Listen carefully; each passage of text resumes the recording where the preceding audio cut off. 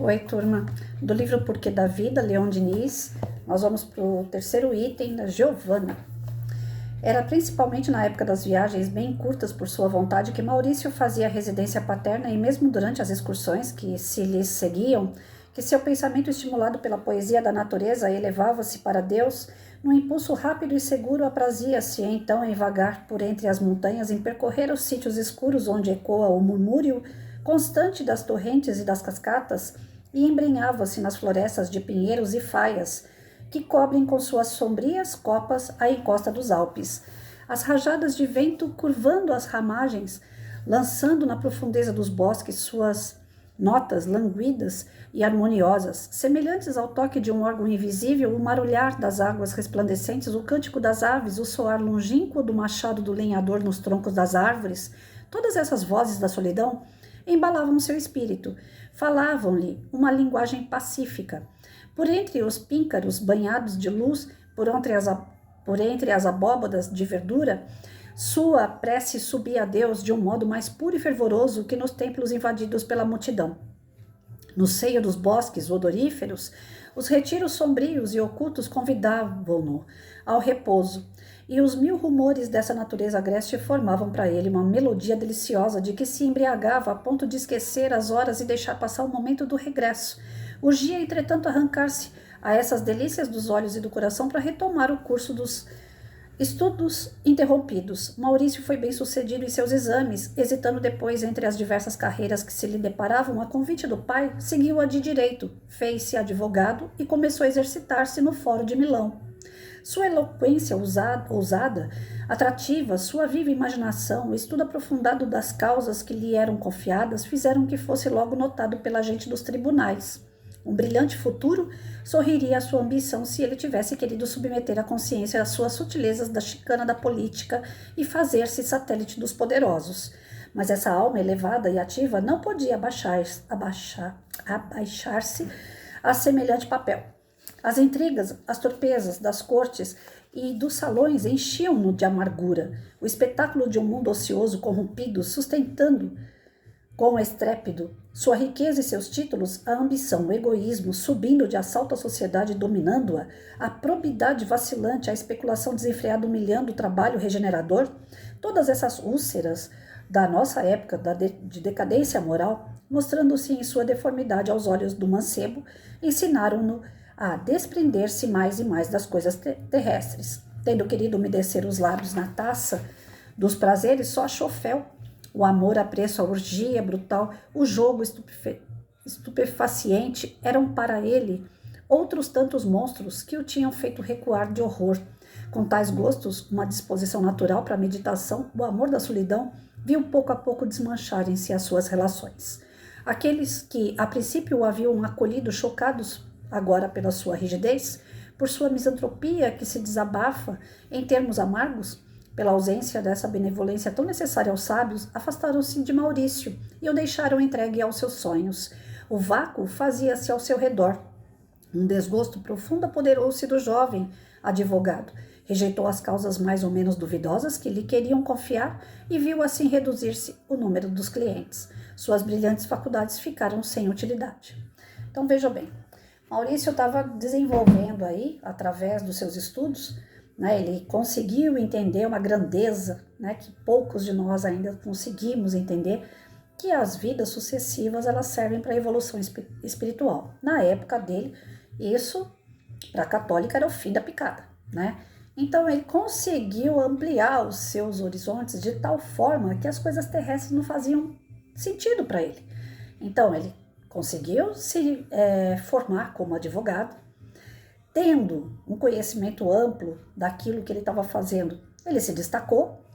Juízes, pessoas de posse, políticos, queriam aproveitar o Maurício para desenvolver os seus objetivos aí, que eram duvidosos. E Maurício não aceitava. Ele teve oportunidade de cair nos prazeres da carne, na promiscuidade, ele teve chance de beber, de cair nas tentações terrestres. No entanto, nada disso o iludia, ele não queria. E quando uma pessoa do bem, ela se firma na sua moral e ela deseja fazer o melhor que ela pode pelas pessoas sem querer nada em troca, ela toma pedrada. Como diz o velho ditado, né? A árvore boa é que toma as pedradas, aquela que dá frutos bons. As que dão fruto ruim, ninguém quer dar pedrada, né? Deixa lá, joga para a natureza refazer ela, né? Ninguém dá importância para uma árvore ruim. Então Maurício começou a tomar pedradas. Vinham para ele alguns casos que eram meio duvidosos, né? Do tipo assim, podiam manchar a carreira dele. Ele não pegava. E com isso até os clientes começaram a se afastar dele. Isso causou nele, né, uma sensação de inutilidade. E quem de nós nunca passou por isso, gente? Que você começa a produzir, fazer coisas boas, aí sempre tem um que quer encostar, quer tomar o nome, quer ganhar os aplausos, quer estar junto com você na hora da alegria, né? Aproveitar o seu nome para alguma coisa que vai beneficiar o outro. Aí quando você não dá espaço para isso acontecer, as pessoas começam a te isolar. Aí quando vê, você tá ali, sozinho. Presente. Patrícia tá aqui para contar a história, até não querer mais sobre isso. Só que pena que os vídeos aqui não são feitos para eu ficar contando minhas histórias também, né? A gente tem que focar aqui na parte espiritual. Porque se fosse para eu contar minhas histórias em relação ao que o Maurício passou aqui, ia dar livros e livros. Volume 1, 2, 3, 4, infinito. São mais de 32 anos eu sendo aquela professora que faz alguma coisa diferente. Não que eu sou melhor que ninguém. Jamais, jamais, jamais, jamais. Tem aquela professora que vai lá, bebe, bobu e é nota 1000. Mas eu procurava fazer coisas diferentes com os meus alunos e eu tomava pedrada, porque eu era diferente. Se eu não desse brecha para neguinho sentar do meu lado, tirar fotinho junto e falar, olha, graças a essa pessoa aqui é que eu estou realizando tal atividade, eu era cortada, eu era colocada de lado. Aconteceu, eu acho que eu até citei isso, né? Não sei se foi em vídeo ou para algumas pessoas, mas foi recentemente essa conversa. Né? Eu participei de um concurso lá em Mogi, de professores, era um concurso regional, então o professor que desenvolveu atividades diferenciadas. Eu levei todo o pacote do que eu fiz. Eu trabalhei com primeiro de choque, segundo de choque, terceiro de choque, trabalhei com pessoal do Grupo Águia, trabalhei com regimento, trabalhei com pessoal do campo social, do campo psicológico, trabalhei com veterinário, trabalhei com médico, psiquiatra, trabalhei com uma série de profissionais e montei aquele projeto. Primeiro em relação às minhas crianças, sempre. Mas como teve o concurso, eu falei, eu vou lá, né? Vamos ver o que vai dar. Não que eu esteja querendo, que eu tava afim de ganhar um prêmio, nem nada, mas eu acho legal essas coisas, participar, até mesmo porque eu sou uma pessoa competitiva. Não de querer ser melhor, mas aquela coisa assim, de querer ver o que o outro tá fazendo e tal, pra ter uma média, pra me autoavaliar, vamos dizer assim. Aí cheguei lá, não desmerecendo, lógico, mas quem é que ganhou o concurso mesmo? Uma professora que fez uma horta com uma criançada de pré-escola. E eu com tudo aquilo, saí de lá, nem em segundo lugar. Eu falei, gente, tem alguma coisa errada aí, né? Não fui lá para ganhar, como eu tô falando, eu fui lá para me autoavaliar.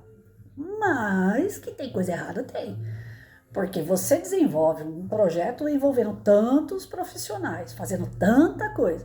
Aí vem um e faz uma hortinha com criança de 5 anos e, opa, ganhou? Horta todo professor faz, né? Não era alguma coisa extraordinária, não era nada de diferente, e o concurso era o professor que trabalha diferente. Então, naquele momento ali eu vi que a gente só tem utilidade para aqueles que te dão um nome. Então aquela professora era de Mogi, o concurso era feito pelo pessoal de Mogi e ela tinha que representar a cidade dela. Deu para entender? Então quando existem esses jogos de conveniência, você aparece porque você traz no seu nome o nome da cidade, o nome do prefeito, o nome da secretária de educação, a coisa é outra. O outro pode fazer tudo e muito mais, mas quem vai tomar o nome é você, porque você tá ali, ó, ligado, né? O Maurício, ele não quis isso. Ele não quis se ligar a ninguém, ele quis fazer um trabalho honesto, um trabalho calcado nos valores, nos princípios de justiça, de ordem. Então, quando a gente é assim, a gente toma pedrada. Eu cansei de fazer atividades diferenciadas na minha cidade e nunca ganhei um concurso na minha cidade. Por quê? Porque eu não chamava o prefeito para ficar tirando fotinho comigo. Eu não chamava a secretária de educação para ficar tirando fotinho comigo. Eu tive dois, em 23 anos de prefeitura, eu tive 2 secretários de educação, porque eles mudam conforme o prefeito vai mudando o secretário, né? Eu tive 2 secretários de educação em 32 anos. Mudou. Eu tive 2 secretários de educação que trabalharam junto comigo. Trabalharam. Não vieram sentar do meu lado para tirar fotinho e falar, a professora Patrícia faz parte do nosso quadro de professores. Nada disso. Eles vieram trabalhar, entraram na minha sala de aula para trabalhar, para ver como que era meu projeto, para ver como é que eram minhas crianças, as dificuldades que minhas crianças tinham. Teve uma secretária, inclusive, que ela ficava olhando até aquelas que têm mais dificuldade de ler, escrever, e ela se prontificava a mandar pessoas para ajudar aquelas crianças que tinham dificuldade de ler e escrever. Até isso minha secretária sabia. Quem sabia ler e quem não sabia ler na minha sala de aula. Marina Della Vedova, guardem esse nome. Porque essa mulher é importantíssima. Onde ela vai, ela faz a diferença, né?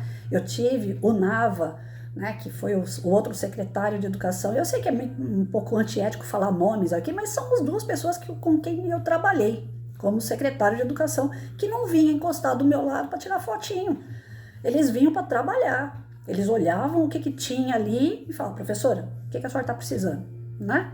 E eu tenho certeza que eu não fui a única professora da rede a falar desses 2, não. Eu acho que todos da rede devem muito a essas 2 personalidades, porque são personalidades fortes a fim de fazer e não de aparecer.